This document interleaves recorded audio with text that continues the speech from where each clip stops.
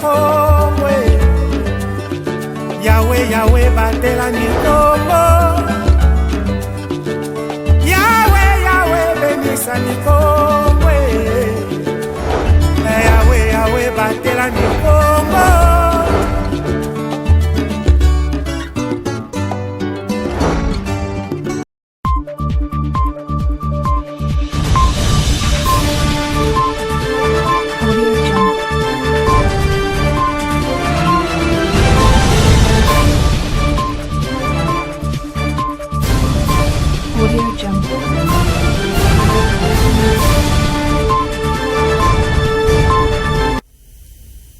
C'est l'heure de vous informer sur Ecopolis Télévision. Messieurs et dames, salutations spéciales et bienvenue à ce nouveau numéro du journal. Malgré les assurances du directeur régional de la régie des eaux Congo central, Théodore Kabeya Ngando, sur la pénurie d'eau dans la ville pilote du Congo central et ses environs, les calvaires persistent à ce jour, pendant que d'autres quartiers sont soumis au raccordement, d'autres sont privés d'eau potable. Le cas de celui communément appelé Nchassa dans la commune de Matadi, les habitants de ce coin de la ville ont manifesté leur désarroi contre la régie de distribution d'eau. C'est lundi 15 juin 2026. Pacifique Mwanda nous en parle. S'approvisionner en eau à Matadi et dans plusieurs localités de la province du Congo central est un véritable calvaire. La population a été soumise à un système de rançonnement depuis plus de 2 ans dans la ville pilote du Congo central. Dans plusieurs quartiers, l'eau ne coule qu'une seule fois par semaine. Pendant ces temps, le directeur régional de la régie de distribution d'eau, régie des eaux Congo central, Théodore Kabeya Ngando, ne cesse de solliciter la confiance des abonnés malgré la mauvaise qualité des services rendus à ces derniers.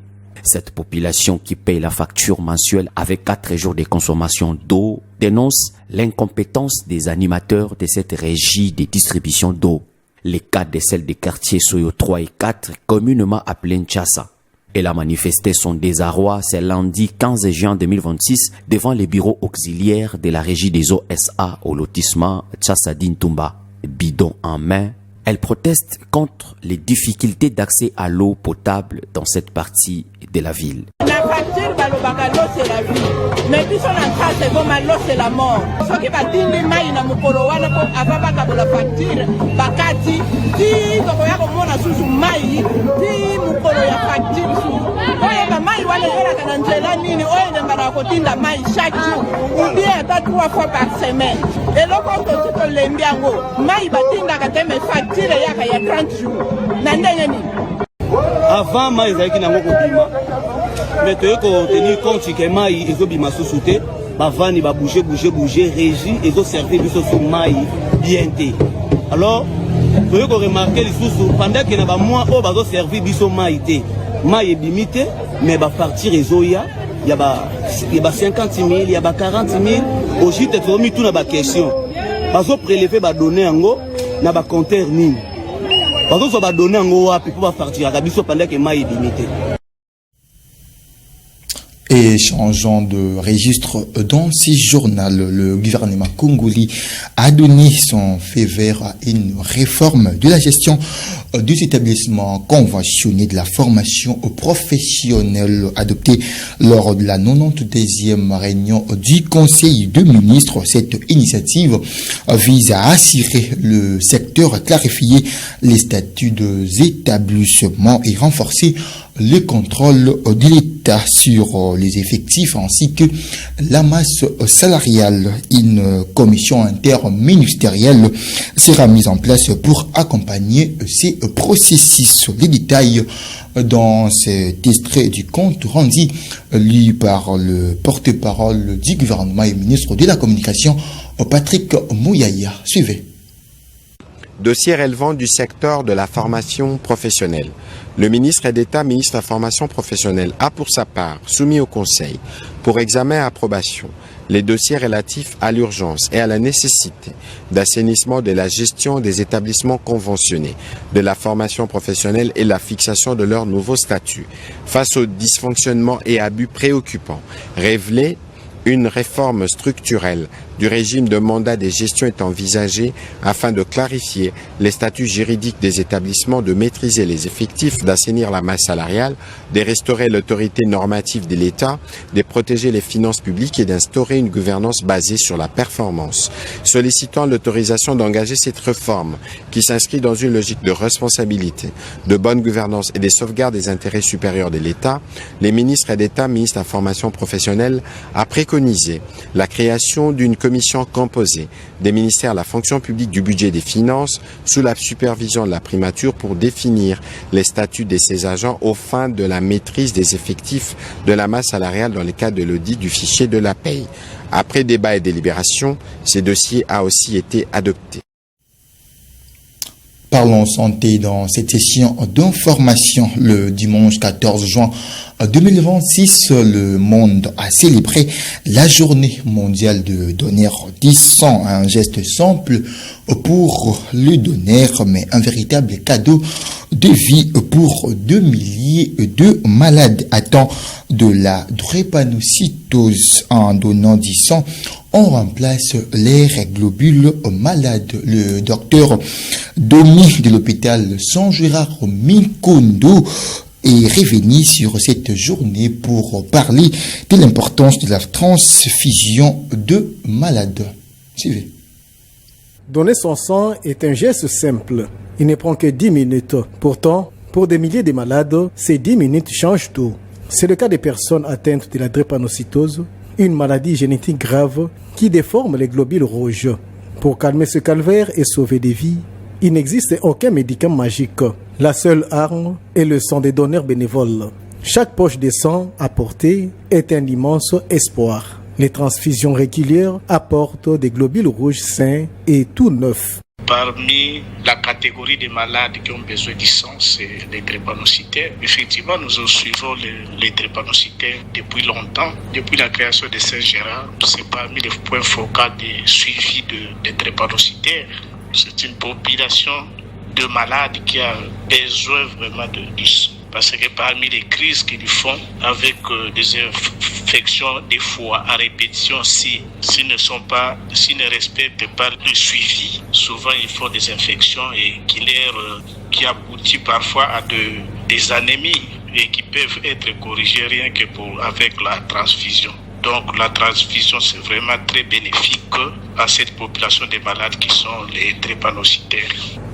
Le sang circule à nouveau normalement. Les douleurs s'effacent. Surtout, ce traitement protège les enfants et les adultes contre les attaques graves, comme les accidents vasculaires cérébraux. Voilà pourquoi il est important de sensibiliser la population sur ces gestes capitaux qui sauvent des vies. Le 14 juin de chaque année, l'humanité célèbre la journée mondiale des donneurs de sang. Une page à une autre, c'est un triste anniversaire à l'échelle de la planète.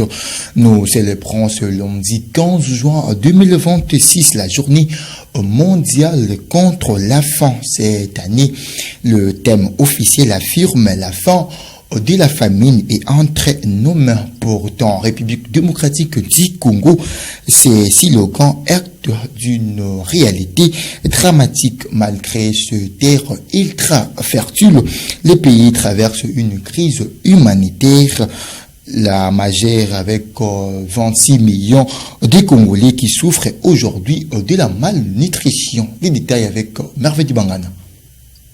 Chaque 15 juin, la journée mondiale contre la faim braque le projecteur sur le flot le plus ancien de l'humanité. Historiquement, cette lutte moderne s'est structurée après la Seconde Guerre mondiale. En 1995, la création de l'FAO jette le base d'un engagement mondial, garantir à chaque être humain le droit fondamental de se nourrir. 8 siècles plus tard, la promesse d'un monde faim zéro reste un mirage. Et nul par ailleurs, le constat n'est aussi douloureux qu'ici en RDC.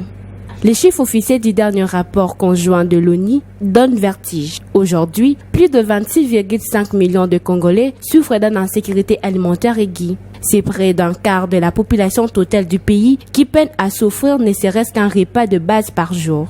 Parmi ces victimes, la situation de plus jeunes est dramatique. Environ 4,18 millions d'enfants de moins de 5 ans sont touchés de plein fouet par la malnutrition aiguë, ce qui est un paradoxe pour la RDC, dotée de millions d'hectares de terres arables et d'une hydrographie unique, de mourir de faim.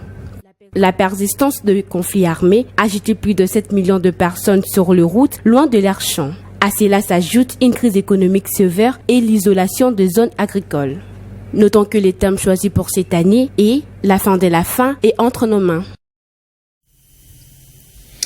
Au niveau international, après 3 mois de guerre, l'Iran et les États-Unis d'Amérique sont parvenus à un accord. Il doit être signé en Suisse, ainsi permettre le déblocage du détroit d'Ormuz. Le Liban également inclus dans cet accord. France 24 nous en parle.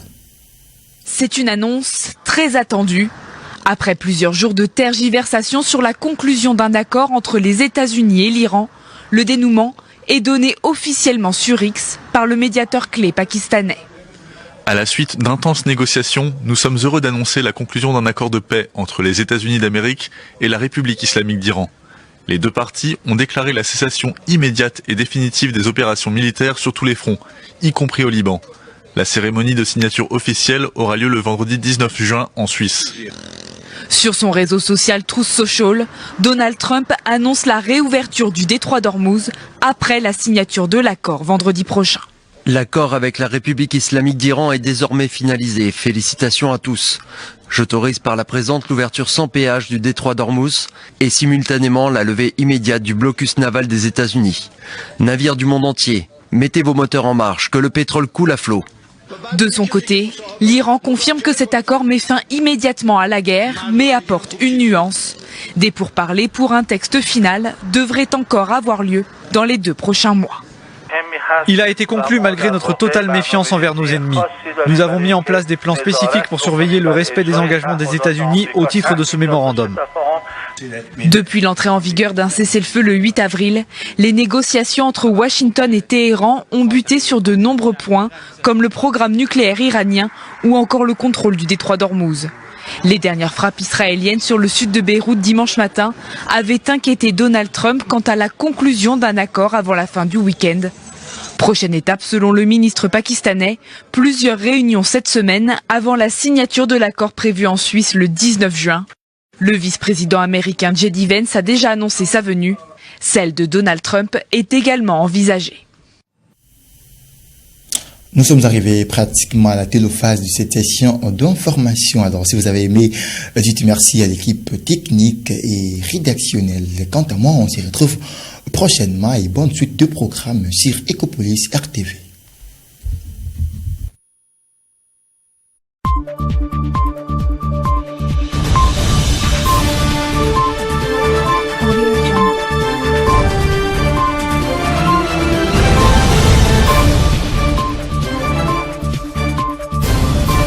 Audio Jungle.